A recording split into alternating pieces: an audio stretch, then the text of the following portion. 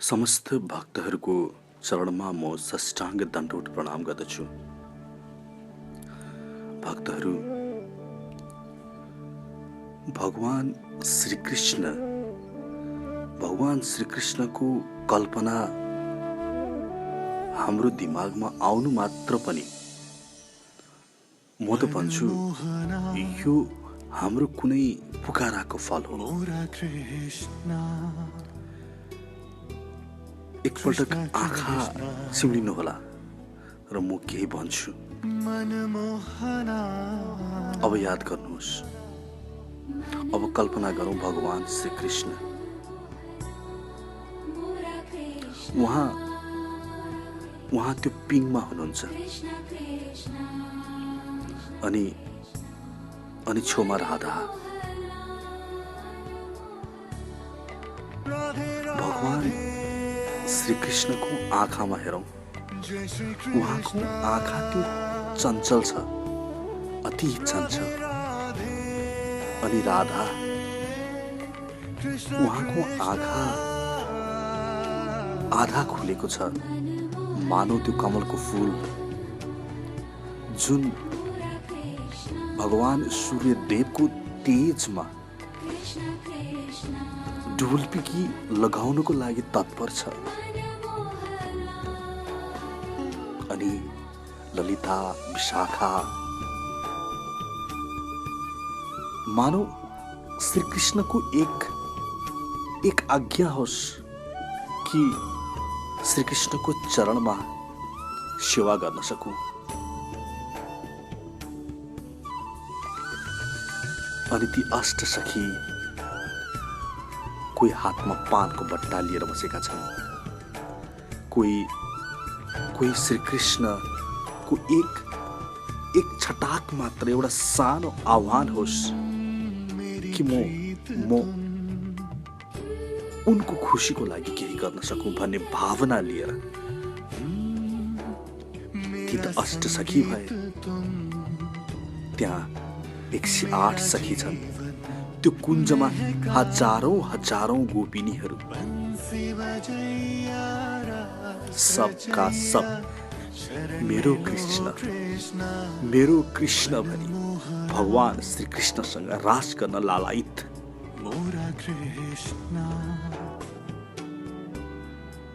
सबैले आफूलाई स्त्री तत्त्व सम्झेका छन् अनि कृष्ण मात्रै पुरुष तत्त्व हुनुहुन्छ।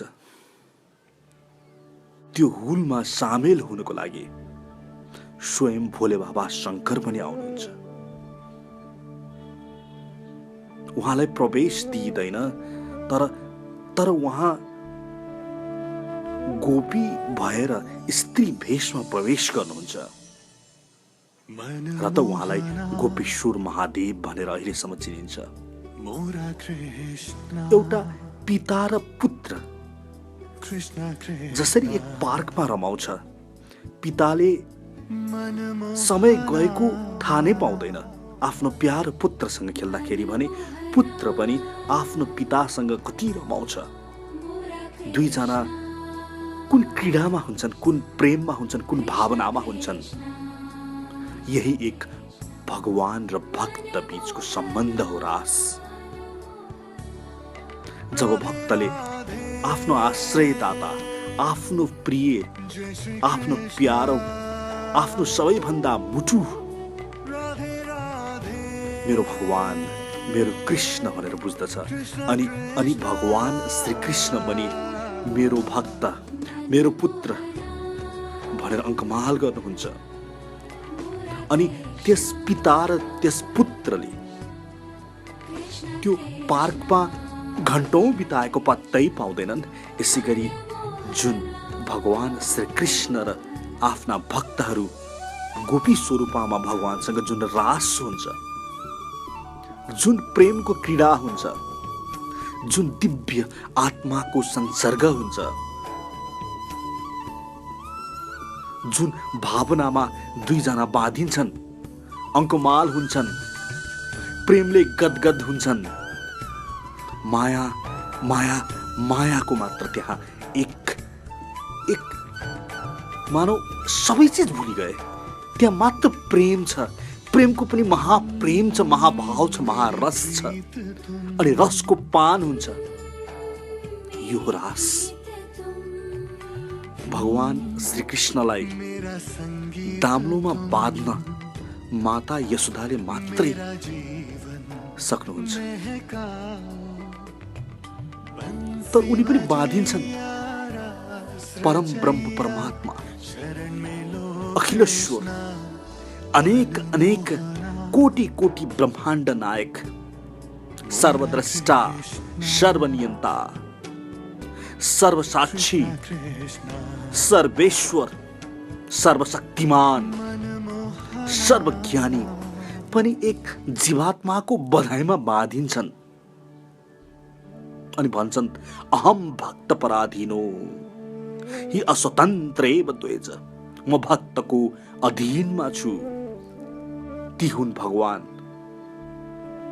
हामी जीवात्माको वास्तविक स्वरूप भनेको नै प्रेम हो। प्रेममा नै आनन्द छ। अन्य सबै जसको लागि जे प्राप्त गर्नको लागि हामी लालायित छौं, ती सबैको अन्तिम लक्ष्य आनन्द हो। र आनन्द नै प्रेम हो। प्रेम शाश्वत छ, दिव्य छ, कामना रहित छ, गुण रहित छ। प्रतिक्षण वर्धमानम भन्छ, प्रतिक्षण बढ्दो छ। त्यो शाश्वत प्रेम जुन जससँग हाम्रो शाश्वत सम्बन्ध छ, त्यही माथि नै हुनु पर्दछ। अनि ती हुन् भगवान श्रीकृष्ण, हाम्रा पिता, हाम्रा माता। द्वा सयुजा स्वर्ण समानं वृक्षं परिशस्व जाति, तयोरन्य पिप्पलं स्वादु अति अन्योभिचाकसिति। दुईटा चरा सयुजा सखाया पुराना सखा छन् रे, त्यस वृक्ष समान शरीरमा सधैँ सधैँ रहिरहन्छन्। वेदले भन्दछ ती कृष्ण हुन्, परमात्मा स्वरूपमा हामीसँग छन्, हामीसँग विराजमान छन्, आफ्नो पुत्रसँग छन्। मेरो कृष्ण जब कृष्ण कल्पनामा आउँछन्, जब उनको त्यो कटाक्ष, उनको त्यो मधुर भावना हाम्रो विचारमा आउँछ। अनि जब हाम्रो कण कण स्फुलित हुन्छ, हाम्रो शरीर जब काँप्दछ, आँखाबाट अश्रु धारा चुहिन्छ,